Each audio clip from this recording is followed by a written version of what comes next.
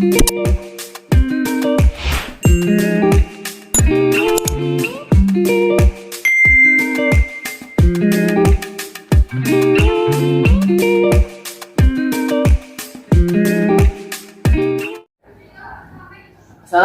warahmatullahi wabarakatuh. Waalaikumsalam warahmatullahi wabarakatuh. Hai Sobat Jendil, kembali lagi di Jendil Ilmu Podcast. Nah, hari ini kita mendapatkan edisi spesial yang ketiga ya. Nah, ini berarti kita keluar dari tema mading yang biasa. Hari ini kita kedatangan bintang tamu dari BNK dan juga dari Duta Genre, Ibu Nevi dan Kakak Nadia sini ya. Sebelum kita mulai, saya ingin beritahu dulu tema kita hari ini. Tema kita hari ini adalah tentang narkoba. Narkoba itu simpelnya ya zat yang berbahaya gitu buat manusia, yang sangat adiktif ya. Mungkin lebihnya boleh Ibu Nevi jelaskan. Ibu silakan Bu. Narkoba ya. Ya. Jadi narkoba itu singkatannya itu ada deh. Jadi narkoba itu narkotika, psikotropika, dan bahan adiktif. Jadi kalau misalnya termasuk dalam narkotika itu ya kayak sabu, ganja itu masuk ke dalam narkotika. Kalau psikotropika itu contohnya obat-obatan. Jadi kalau misalnya kayak inek itu masuk ke dalam psikotropika. Terus kalau bahan adiktif itu tadi contohnya kalau misalnya kalian tahu tuh kayak lem ibon. Terus rokok itu masuk ke dalam bahan adiktif. Terus minum-minuman keras itu bahan adiktif. Kenapa masuk dalam bahan adiktif? Yaitu tadi mereka buat kecanduan. Jadi kalau orang misalnya, kalau kalian lihat nih di luar sana orang hobi minum, nah itu kan efek dia dari coba-coba. Itu narkoba kecil lah kalau bahan adiktif. Jadi kalau misalnya dia coba minuman, akhirnya dia ngerasa oh enak bagi tubuh dia, tadi diulanginya terus. Sama kayak narkotika, sama kayak psikotropika itu dari awalnya coba-coba penasaran. Makanya kalau misalnya ada yang coba ngerokok, nah itu bisa jadi nanti ke depannya dia penasaran ke hal yang lain. Ada beda tingkatan ya Bu yang narkoba? Iya, ada tingkatannya. Dia ada 3 golongan. Itu ada apa aja Bu? Kalau golongan 1 itu tadi yang masuk kayak ganja, kayak sabu itu masuk ke dalam golongan 1. Kalau golongan 2 tadi yang obat-obatan. Kalau golongan 3 tadi itu tadi yang bahan adiktif. Lebih parah ya? Iya, enggak, yang lebih parah golongan 1. Jadi semakin Golongan tinggi 1. semakin parah dia. Kalau tadi minuman keras masuk ke 3 Bu? Ketiga, golongan ketiga. Oke, kita lanjut ke Duta Genre dari Nadia. Nadia ini nggak punya pengalaman nggak lihat orang menggunakan narkoba gitu? Oke, baik. Sebelumnya tuh dia pernah nih lihat orang yang terjerat narkoba gitu kan Kak. Awalnya tuh dia tuh orangnya terkenal sangat aktif, baik, ramah, dan bahkan suka berbaur nih sama lingkungan sekitarnya. Tapi seiring berjalannya waktu, apabila dia sudah terjerat dengan narkoba, jadi kayak kehidupannya tuh udah berubah drastis gitu kan. Jadi yang awalnya dia tuh suka berbaur, dia udah mulai menjauh gitu, udah mulai menjauh dari teman-temannya, dia udah mulai takut ibaratkan mau berbaur gitu kan, udah mulai kayak ibaratkan mengurung diri gitu. Nah, jadi kita tuh sadar ibaratkan narkoba itu bukan hanya buat individu, jadi bukan hanya buat diri kita sendiri, tapi juga berdampak pada keluarga, bahkan pada lingkungan sosialnya gitu. Nah, jadi narkoba ini tuh tidak hanya berpengaruh pada diri kita pribadi, pada keluarga, apalagi apabila misalkan orang yang mengkonsumsi narkoba itu sudah berkeluarga dan apalagi sudah punya anak ibaratnya, itu tentu berdampak buruk pada keluarganya.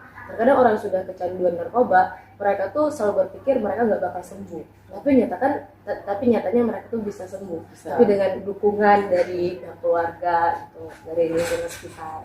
Juga masuk terapi gitu. Iya, benar. Itu yang mereka yang tadi kamu cerita dia jadi agresif juga nggak? Kan banyak gitu kasusnya orang kecanduan agresif gitu dia. Nah, kalau orang yang kecanduan narkoba itu ibaratkan mereka selalu berpikir bahwa mereka tuh bisa hanya nge-stuck di situ-situ aja gitu kan. Jadi karena mereka ibaratkan kalau aku udah mengkonsumsi ini, aku nggak bakal bisa sembuh, karena mereka semata-mata tuh kayak berharap ya udah aku mau mengkonsumsi ini tuh karena buat happy aja gitu kan, buat sebagai bahan semangat aku ibaratnya. Jadi kayak gitu kalau orang yang udah terjerat narkoba, pengalaman dia melihat kejadian tersebut. Tambahan mungkin ya, jadi kalau misalnya orang udah menjadi penyalahguna nanti dia lebih temperamen gitu. Jadi kadang dia merasa nih misal kalau dia nggak mau pakai nih, tiba-tiba di keluarga tuh dia nggak ada uang, nggak ada barang, itu dia ngamuk di rumah. kalau lagi misalnya kalau kalian pernah dengar kasus misalnya mungkin ada anak yang mau ngebunuh orang tuanya itu dia menjadi penyalahguna deh. Dia ngancam. Jadi kalau orang udah menjadi penyalahguna tuh kadang dia nodong, nyolong, bahkan sampai membunuh. Jadi kalau misalnya di lingkungan kalian ada misalnya kasus hilang gas, nah itu bisa jadi dia yang maling itu pengguna. Iya, dia benar. Jadi di lingkungan rumah saya itu banyak orang yang kehilangan gas. Karena apa? Kenapa mereka ngambil gas yang LPG itu yang 3 kilo ya kebanyakan diambil orang itu ya karena lebih gampang dijual. Langsung dapat duit. Nah, jadi kalau misalnya dijual hari ini dibeli orang pasti ada yang nggak tahu kan, soalnya dia jual gas dia kan padahal itu mungkin hasil pencurian. Dapat duit itu tadi beli barang. Narkoba itu Iya. lebih sensitif berarti kalau orang Lebih sensitif dia. Apalagi misalnya kita cuma ngomong kayak misalnya di lingkungan sekolah nih ada teman kalian yang kayak gitu tiba-tiba sensitif lagi marah-marah itu kan tuh dicurigai nanti dia bisa jadi udah terpengaruh narkoba. Narkoba kan bisa banyak macam jenisnya tadi yang saya sebutkan. Lebih gampang marah, Lebih gampang marah. emosional. Iya, emosional. Apa aja bisa dibuat dia deh, bahkan mungkin menghancurkan barang-barang di rumah itu bisa dia lakukan. Nah, dia kalau kamu pernah lihat kawan kamu yang kecanduan itu apa yang kamu lakukan? Oke, nah kalau misalkan kita ini udah melihat teman kita ibaratkan mulai kecanduan narkoba, hal pertama yang bakal Nadia lakuin itu tentu kita jangan menjauhi terlebih dahulu nih Kak. Kita berikan pendekatan diri sama mereka. Kita mulai tanya-tanya apa sih yang membuat dia tuh mulai kecanduan narkoba, apa sih langkah awal yang bisa membuat dia tuh mau gitu mengkonsumsi narkoba. Nah jadi kita tuh jangan langsung menjauhi gitu, mereka tuh hanya butuh tempat untuk mereka bercerita.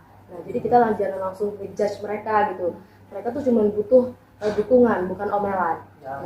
Iya, jangan langsung menjauhi. Jadi kita tuh harus memberikan pendekatan diri.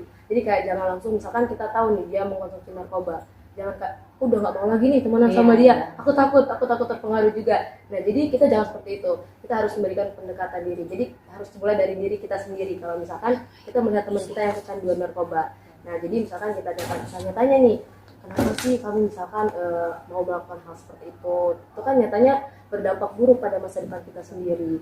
Nah mereka tuh cuma butuh tempat buat mereka cerita. Nah jadi kalau misalkan kita nih mulai melihat nih kalau teman kita tuh kayak udah mulai terpengaruh bukan hal yang buruk, kita harus kasih dukungan, sama mereka. Kalau misalkan mereka udah mengkonsumsi, kita kasih tahu kalau misalkan mereka yang sudah mengkonsumsi narkoba itu bisa sembuh. Jadi mereka tuh jangan berpikir kalau misalkan mereka tuh nggak bisa sembuh. Jadi mereka bisa sembuh dengan dukungan. Jadi dengan dukungan dari orang-orang di sekitarnya. Jadi seperti itu. Jangan bilang langsung dijauhi lah. Iya, jangan. Jadi harus beri pendekatan diri. Kayak yang saya sampaikan tadi jangan langsung dirundung. Kalau misalnya dia terjadinya di lingkungan sekolah, lapor di guru, Bu saya curiga sih, ini kayaknya pakai Bu, coba deh Bu dicek. Nanti daripada dia diomongin di kelas, lebih baik kayak gitu. Takutnya lebih makin parah. Iya, nanti kalau dia sensitif dia yang lebih marah-marah gitu. Kalian juga yang berbahaya kalau misalnya banyak anak sekarang kan gampang dendam kayak di Jakarta itu ngebom, itu hati-hati. Iya, makanya. Nah dia kan nih tersebut di target 2025 ya. Ada nggak kegiatan termasuk yang mencakup narkoba gitu? Tentu nih Kak, kalau misalkan sebagai seorang duta ada yang namanya program kerja kan. Nah dia sempat kepikiran kalau misalkan untuk mungkin boleh bekerja sama nanti dengan BNK kan. Nah yang pertama tuh nanti kepikiran kayak bikin talk show gitu, kayak ngobrol bareng gitu kan. Nah kita bisa menghadirkan misalnya anak-anak di SMA Negeri 1 Togwali, kita talk show, mereka yang mendengarkan gitu kan. Dan juga itu bisa kita lakukan secara offline. Nah kalau misalkan secara online kita bikin program yang misalkan kayak lomba-lomba tentang mungkin membuat poster gitu.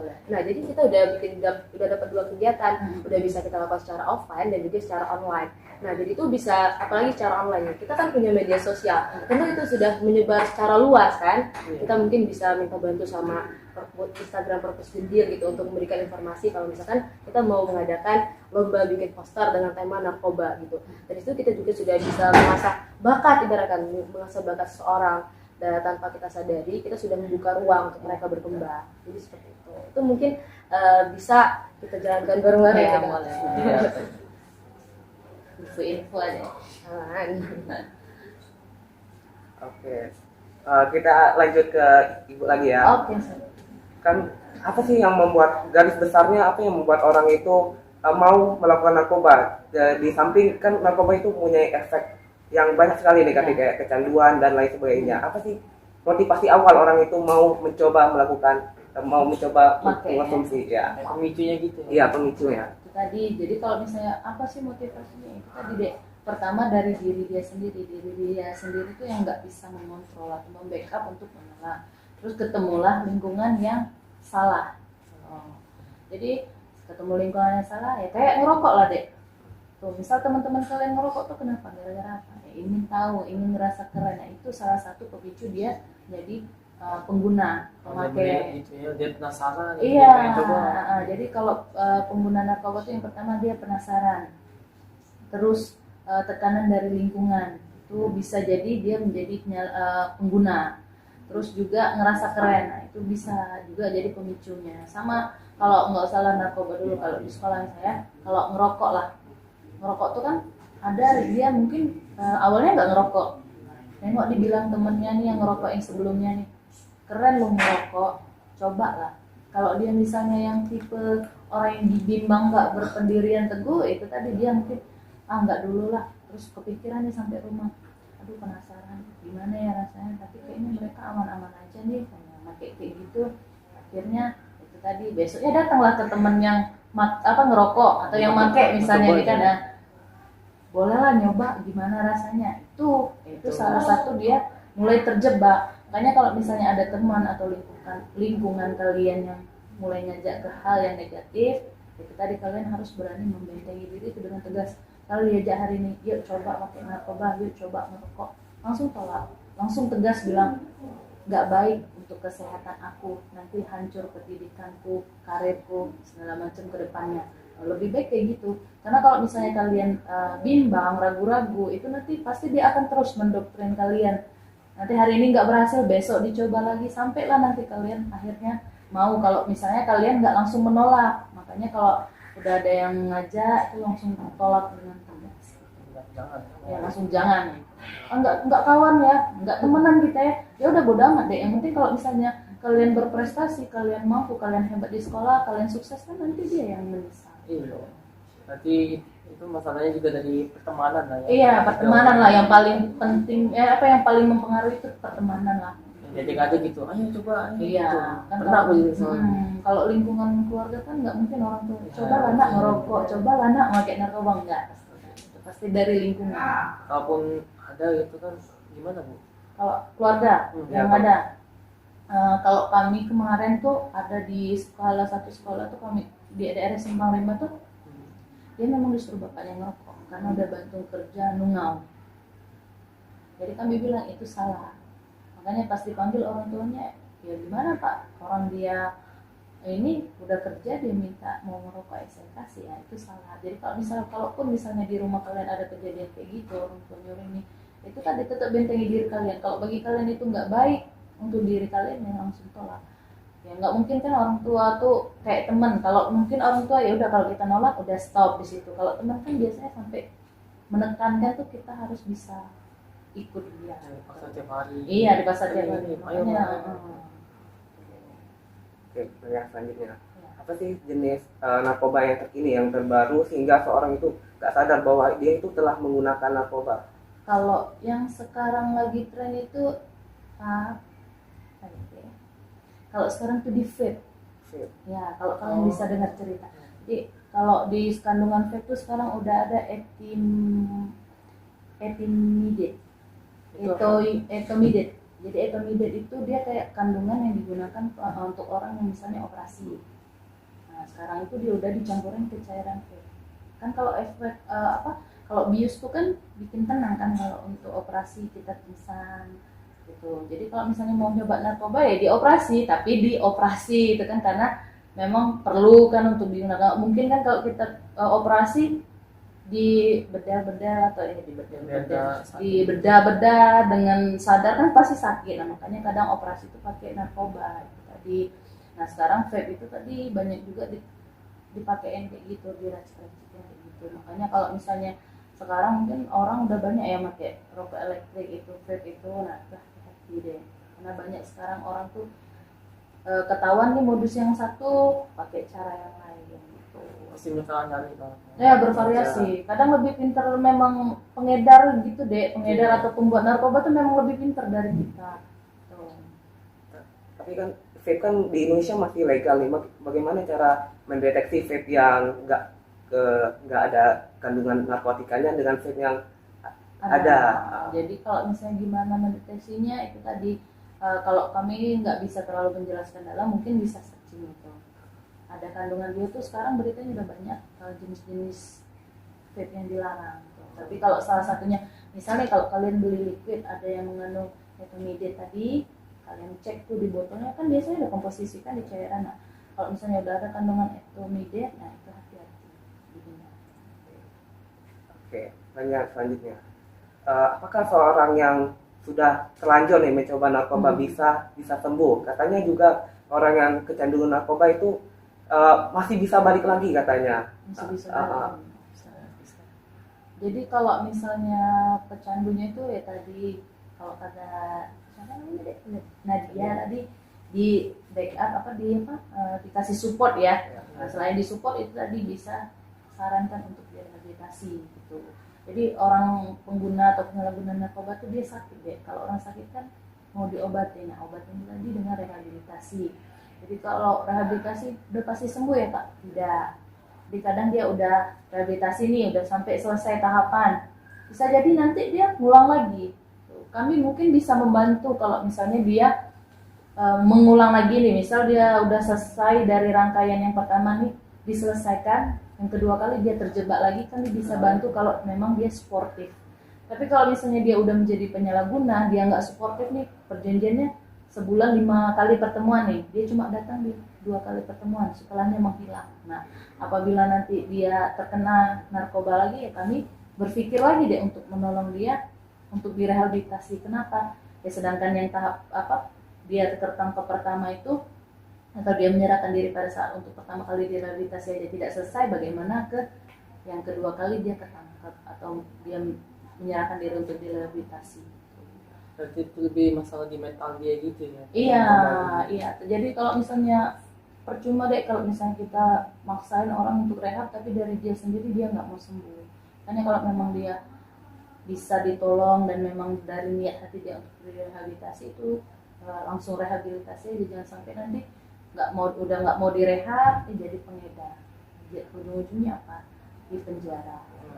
Karena kalau yang bisa ditolong itu ya dia jadi korban penyalahguna. Kalau dia udah ada indikasi pengedar apalagi barang bukti udah di atas 1 gram ya udah nggak akan tertolong untuk direhabilitasi. Relapse namanya, kalau dia mengulang lagi itu relapse deh namanya. Berarti masih ada chance orang yang makin narkoba itu bisa dipenjara lagi? Bisa dipenjara kalau dia udah ada indikasi tadi mengedarkan atau membantu mengedarkan. Makanya hati-hati kalau misalnya ada yang minta tolong paket, minta anterin paket, dilakban gelap-gelap sampai nggak kelihatan apa barangnya, nah itu hati-hatilah kalian. Apalagi misalnya kayak kemarin tuh ada kami di daerah Sukadana itu dia bawa paket, katanya nggak roti nggak taunya di dalam roti itu ada narkoba. Oh, diselipin dalam roti? Iya, udah dipotong-potong. Caranya nggak gitu? Hah? Yang mirip kayak gitu ada nggak? Ada modus-modus udah banyak ya, kayaknya biar nggak ketahuan. Oke, selanjutnya. Ibu kan ngurus yang orang melakukan narkoba itu rehabilitasi. Apa sih pengalaman paling mengerikan Ibu selama ngurusi orang kayak pencandu narkoba itu? Pecandu. Yang paling mengerikan itu kalau dia udah ngamuk-ngamuk. Pasti itu. Udah, misalnya ada nih orang tuanya atau keluarganya ngelapor ke kami. Bu, anak saya sudah ngamuk-ngamuk di rumah. Tolong Bu, udah sampai mau ngebunuh. Ada deh pernah kejadian kami itu dia udah hampir membunuh istrinya ya. Jadi istrinya tuh dikiranya selingkuh, padahal enggak. Gitu. Jadi kami datang nih ke sana dia masih ngamuk-ngamuk. Ditolong mau direhab, susah-susah lah dek bawa karena memang dia kalau udah sampai ngamuk-ngamuk kayak gitu kan udah masuk ke dalam pecandu berat. Itu ya udah ngelawan nanti mulailah ngawur ngomong-ngomongnya itu. Jadi kami kemarin pernah nolong di daerah Sukadamai, akhirnya dibawa ke rehab di rumah sakit jiwa di Senayan. Itu pun prosesnya panjang deh. minta tolong ke dari Sukadama itu minta tolong ke puskesmas, dari situ ke RSUD lagi, barulah nanti segala proses macam-macam akhirnya dia dibawa ke RSUD. Berarti sekarang dia masih belum sembuh ya? Belum sembuh, makanya dia tuh kadang kalau udah rawat inap tuh bisa minimal 3 bulan atau maksimal 6 bulan dia melakukan perawatan. Bisa lebih lagi? Lebih lagi bisa, tergantung dia lah. Kalau misalnya selama direhabilitasi di dalam dia nggak ada peningkatan, lebih lama lagi dia jauh dari keluarganya. Oke, ini pertanyaan selanjutnya, berapa sih persentase antara remaja dan orang dewasa yang melakukan narkoba? Remaja kalau saat ini itu udah hampir 40%. Banyak sekali ya. Banyak. Udah mendekati dewasa dong ya? Udah dewasa, iya, karena sekarang anak-anak itu tadi memang dia nggak nyoba yang berat-berat. Tadi mungkin dari vape, tadi yang ada mengandung itu bisa jadi. Terus mungkin sekarang sabu lah. Sabu sekarang udah ada kemasan yang 50.000. Ngalan juga bisa. Ngelem juga bisa. Yang dihirup ya? Iya, ibon kayak gini. Jadi kalau lihat di pinggir jalan ada orang yang kayak gini, nah itu Nah, hati-hati. itu ya. Dia nggak ibon deh itu. Kalau sabu itu tadi dia yang pakai bong, pakai dibakar gitu. Tapi kalau sekarang sih udah banyak anak-anak di sini tuh pakai sabu lah, karena udah ada kemasan yang 50.000 atau ada yang kemasan 200.000. Dia memang pemakai nih, gengnya kan bisa join deh. CK. Nanti teman-teman Iya, yuk kumpulin duit 200.000 kita. Misal dia orang 5 berarti 40 seorang gitu. Dia bisa join makanya kalau kayak sabu gitu. Makanya semakin tinggi sekarang penggunaan narkoba di kalangan remaja. itu udah pada tingkat mana tuh? Kan dia di 3 tingkat tuh, masih di tingkat ketiga. Di tingkat ketiga udah tingkat 1 lah deh kalau dia udah sampai pengguna sabu. Karena itu kan sabu kan obat-obatan dilarang yang tidak bisa digunakan di bebas. Berarti walaupun masih remaja udah bisa dipenjara dong? Udah bisa di penjara kalau misalnya dia udah ada indikasi membantu kurir atau jadi pengedar ya. Kalau misalnya dia masih ketangkep nih posisinya konsumsi masih di bawah 1 gram ya masih bisa diselamatkan, tapi dengan cara kita TAP dulu. Jadi kita ada tim asesmen terpadu sebelum dia dilimpahkan ke kejaksaan atau ke hukum. Nah itu nanti dia di TAP dengan BNN, ada nanti dari Polres, ada dari Kejari sama Kemenkumham. Nanti dicek dulu udah berapa lama dia make, udah apa barang bukti yang dia didapat pada saat itu. Nanti di ini kalau misalnya pertimbangannya semua deal untuk direhabilitasi, dia bisa diselamatkan untuk direhabilitasi. Tapi kalau udah banyak barang buktinya sulit lah untuk diselamatkan gitu. Bisa direhabilitasi mungkin setelah dia selesai hukuman gitu. Itu berarti nggak kan ada undang-undang perlindungan anak, jadi orang yang memakai, walaupun remaja nih makai narkoba nih masih bisa penjara ya? Bisa deh, kan udah ada sekarang lapas anak. Masuk ke lapas anak paling dia nggak digabung dengan ke lapas narkotika. Ada khusus untuk anak-anak? Iya ada khusus untuk anak-anak.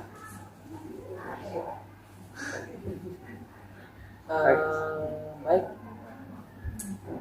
Udah tidak terasa ini ternyata ada di penghujung acara ya. Makasih ya Bu. Oke, sama-sama. Makasih sama Nadia juga. Jadi kesimpulannya tuh jangan pernah ya ikuti mencoba-coba narkoba, walaupun diajak dipaksa jangan, tolak. Kalaupun dia maksa banget, kalau sampai pakai kekerasan gitu ya, wah itu sebaiknya laporin di sekitar kita ya, guru atau orang tua. Di lingkungan sekolah sama guru lah. Iya. Kalau udah di lingkungan rumah ya orang tua. Sekian dari kami, Jendela Ilmu Podcast. Assalamualaikum warahmatullahi wabarakatuh. Waalaikumsalam warahmatullahi wabarakatuh. Yeah. Oke, bye. Terima kasih. Iya, Bu. Maaf ya kalau